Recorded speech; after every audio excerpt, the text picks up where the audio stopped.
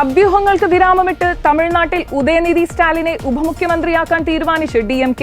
സ്റ്റാലിന്റെ കുടുംബത്തിൽ ഇതു സംബന്ധിച്ച ധാരണയായെന്നും ഈ ആഴ്ച തന്നെ ഉദയനിധി സ്റ്റാലിനെ ഉപമുഖ്യമന്ത്രിയായി പ്രഖ്യാപിക്കാൻ സാധ്യതയുണ്ടെന്നുമാണ് റിപ്പോർട്ട്. ദിവസങ്ങൾക്ക് മുൻപ് മകൻ ഉദയനിധി സ്റ്റാലിനെ ഉപമുഖ്യമന്ത്രിയാക്കുന്നതിനെ കുറിച്ച് തമിഴ്നാട് മുഖ്യമന്ത്രി MK സ്റ്റാലിൻ സൂചന നൽകിയിരുന്നു. ഇതിനു പിന്നാലെയാണിപ്പോൾ ഉദയനിധി സ്റ്റാലിനെ മുഖ്യമന്ത്രിയാക്കാനുള്ള തീരുമാനമുണ്ടാകുന്നത്. നടൻ വിജയ് തമിഴ്നാട്ടിൽ പുതിയ രാഷ്ട്രീയ പാർട്ടി രൂപീകരിച്ച് പ്രവർത്തനം സജീവമാക്കുന്നതിനിടെയാണ് ഉദയനിധിയെ ഉപമുഖ്യമന്ത്രിയാക്കുന്നതെന്നാണ് ശ്രദ്ധേയം. നിങ്ങൾ വിചാരിക്കുന്ന കാര്യം സംഭവിക്കുന്ന സാഹചര്യമുണ്ടാകുമെന്നായിരുന്നു കഴിഞ്ഞ ദിവസം അമേരിക്കയിൽ നിന്നും തിരിച്ചെത്തിയ സ്റ്റാലിൻ മാധ്യമങ്ങളോട് പ്രതികരിച്ചത്.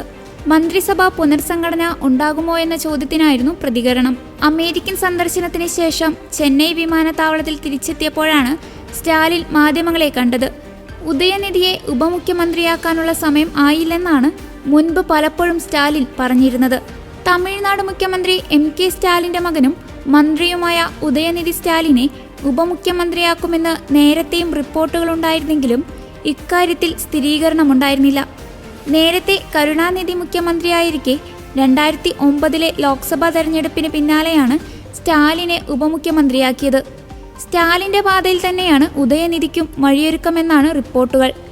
സർക്കാരിൽ കൂടുതൽ ആധിപത്യം സ്ഥാപിക്കുന്നതിനും ഭരണത്തിൽ പിതാവിനെ സഹായിക്കുന്നതിനുമാണ് സ്ഥാനക്കയറ്റത്തിലൂടെ ലക്ഷ്യം വെക്കുന്നതെന്നാണ് ദേശീയ മാധ്യമങ്ങൾ റിപ്പോർട്ട് ചെയ്തത്. 2026 നിയമസഭാ തെരഞ്ഞെടുപ്പാകുമ്പോഴേക്കും കൂടുതൽ ഉത്തരവാദിത്തം ഏറ്റെടുത്ത് ഉദയനിധി സ്റ്റാലിനെ പാർട്ടിയുടെ മുഖമായി മാറ്റാനും പുതിയ തീരുമാനത്തിലൂടെ ലക്ഷ്യമിടുന്നുണ്ടെന്നാണ് വിലയിരുത്തൽ.